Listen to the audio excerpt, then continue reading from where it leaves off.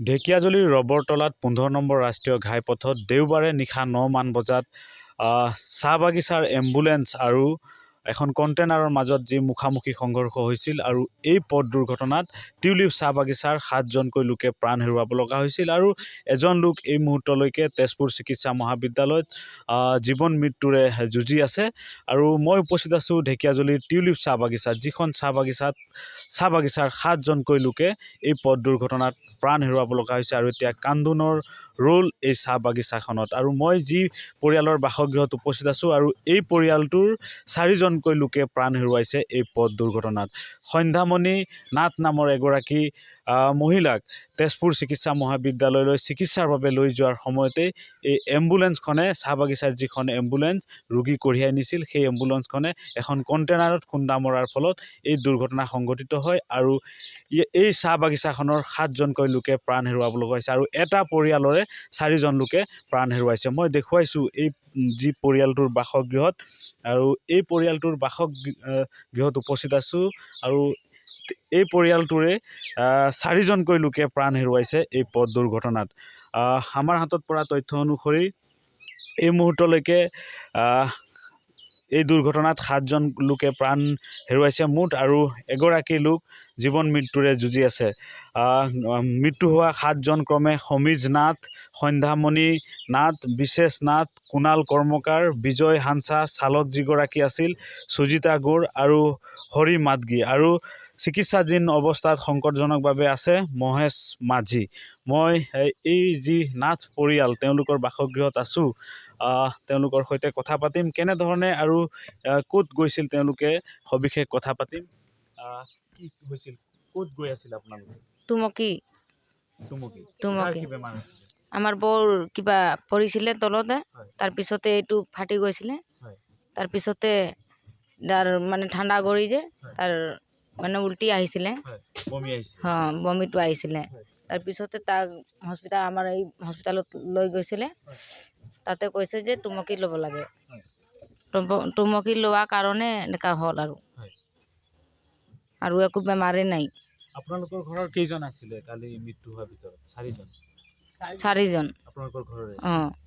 বাকী সকল ক'ৰ আছিলে? ঘৰতে।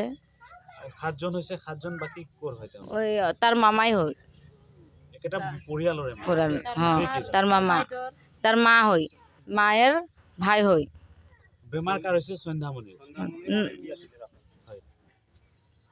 নিশ্চয়কৈ মই কথা পাতিম তেওঁলোকৰ সৈতে। তোমাৰ কি হয়? মোৰতো মানে বৌ হয়, নবৌ হয়। কি হ'ল ঘটনাটো, কেনেধৰণে হৈছিল? ঘটনাটো হ'ল ইয়াত মানে ৰাস্তাত কিবা মানে ঘৰতে চাইকে পৰিছিলে, ইয়াতে ফাটি গৈছিলে অকণমান। তাৰপাছত ঠাণ্ডা কৰি মানে উল্টি হৈ আছিলে, বমি হৈ আছিলে।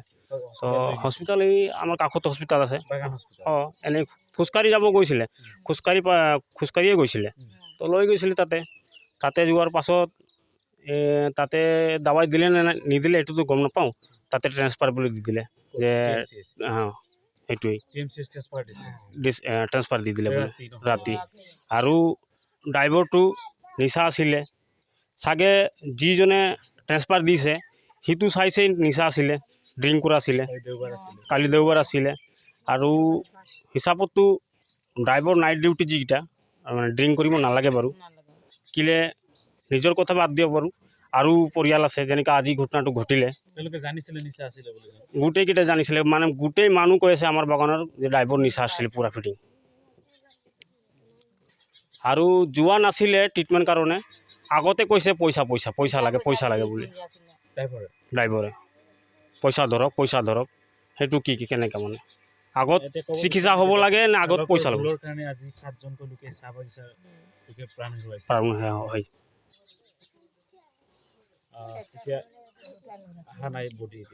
এতিয়ালৈকেতো অহা নাই। আজি বাগান বন্ধ হৈছে? আজি বাগান বন্ধ দিছে, সেইটো কাৰণে বাগান বন্ধ দিছে।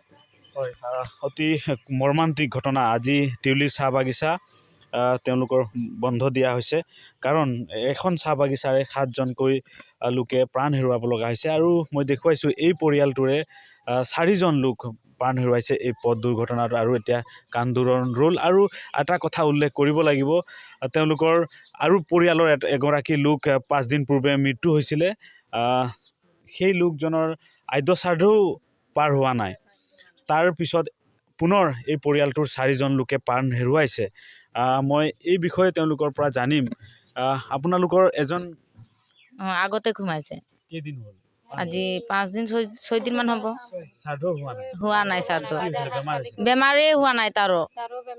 তাই আজি পিঙাটো দি আহিলে পইচা উঠাম বুলি, উদ্ৰ কৰি থৈ দিলে, কৈছে যে কালি আহিবা।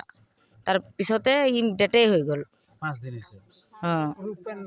ৰূপেন নাথ একোৱেই হোৱা নাই। হয়, 5 দিন পূৰ্বে এই পৰিয়ালটোৰে এগৰাকী লোক মৃত্যু হৈছিলে আৰু দেওবাৰে নিশা পথ দুৰ্ঘটনাত একে পৰিয়ালৰ 4জনকৈ লোকে প্ৰাণ হেৰুৱাইছে। আৰু এটা কথা ক'ব লাগিব, এই ঘটনাক লৈ এতিয়া শোকস্তব্ধ হৈ পৰিছে টিউলিপ চাহ বাগিচা। আৰু এই বাগিচাখন আজি বন্ধ দিয়া হৈছে, কাম বন্ধ দিছে। আৰু কিছু সময়ৰ পিছতে তেজপুৰ চিকিৎসা মহাবিদ্যালয়ত মৰণোত্তৰ পৰীক্ষা সম্পন্ন হোৱাৰ পিছতেই 7 গৰাকী যি এই চাহ বাগিচাখনৰ শ্ৰমিক আছে তেওঁলোকৰ নশ্বৰ দেহ আহি পাব আৰু সন্তুষ্টি ক্ৰিয়া সম্পন্ন কৰিব।